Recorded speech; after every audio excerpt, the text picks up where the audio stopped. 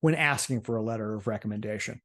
You need to not just email and say, hey, I used to be your student. Would you write me a letter of recommendation? I get those regularly, and I always turn them down.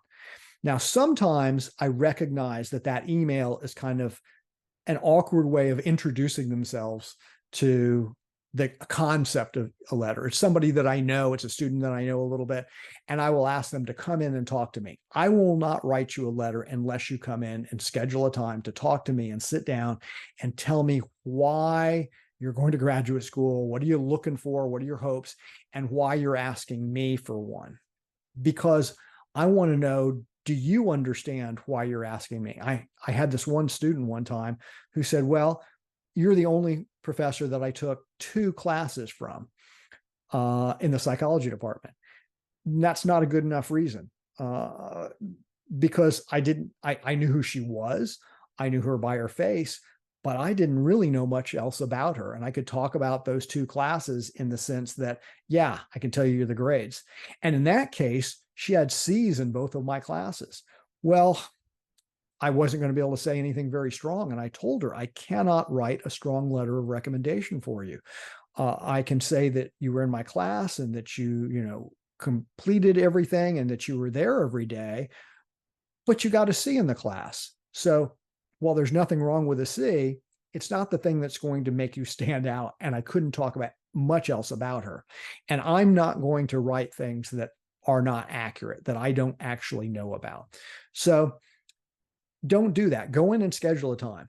Talk about if the person is able to write you a strong letter of recommendation and ask them about that. Will you be able to write me a good one or a strong one?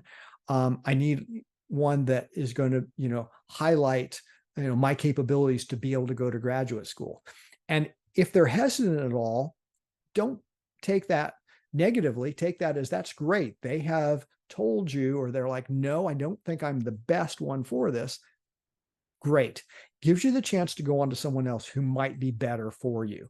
And it doesn't mean they don't like you. It doesn't mean they don't think you could go to graduate school. It just means that they don't think that they could write you one strong enough that you need. Okay. So again, don't blindly send email ones. If you just took one class from them and you sat in the back, don't bother to ask them for a letter. It's not going to be any good. You need to go and find people that you've worked with, that you've talked with, you've cultivated that relationship over a long period of time.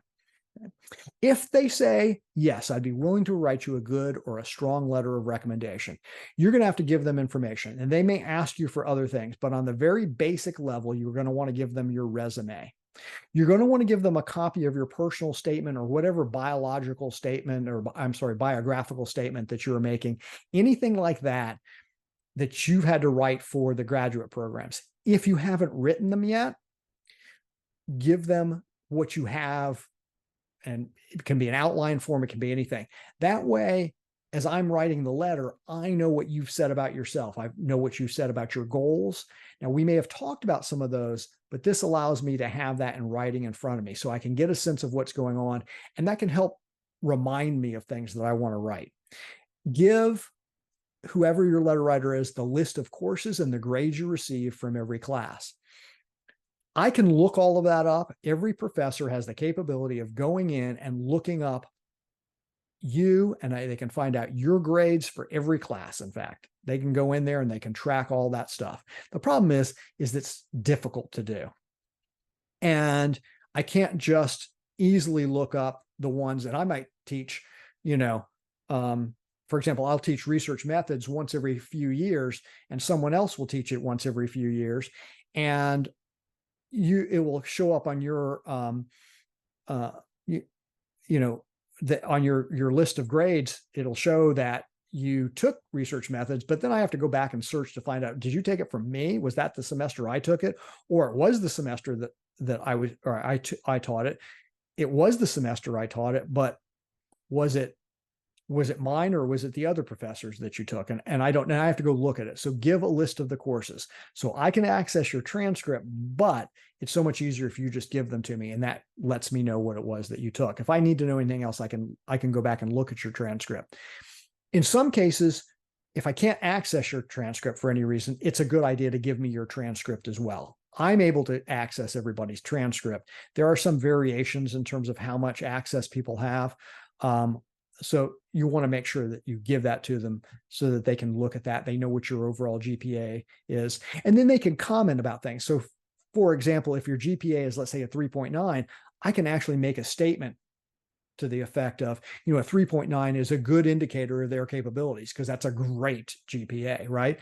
Let's assume it's a 3.4. It's not a great GPA, but I can also answer things like, their overall GPA of 3.4 is not indicative of their best capabilities. I know that they've taken extremely difficult, varied and difficult courses. And so they were willing to venture out and try things that many other students haven't been willing to try, which has affected their grades in some cases. But in fact, in this area, I find them to be one of the most highly skilled students that I've had in years.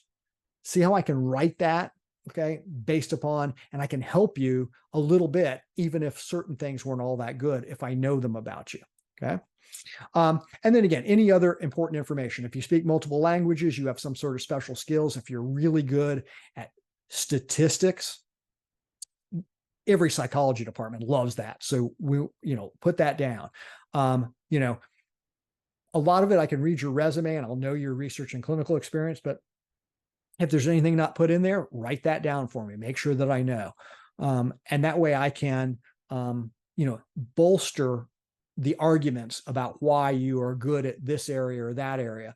And I can talk about, when I talk about weaknesses, what I usually talk about are those things that you could learn to build on and why you're going to go to graduate school. So for example, I can say that, you have some excellent research skills and you've been working on clinical training, but there's not as much of the clinical training, but the things that are provided at that graduate program, I happen to know fit perfectly with some of the other experiences that you have.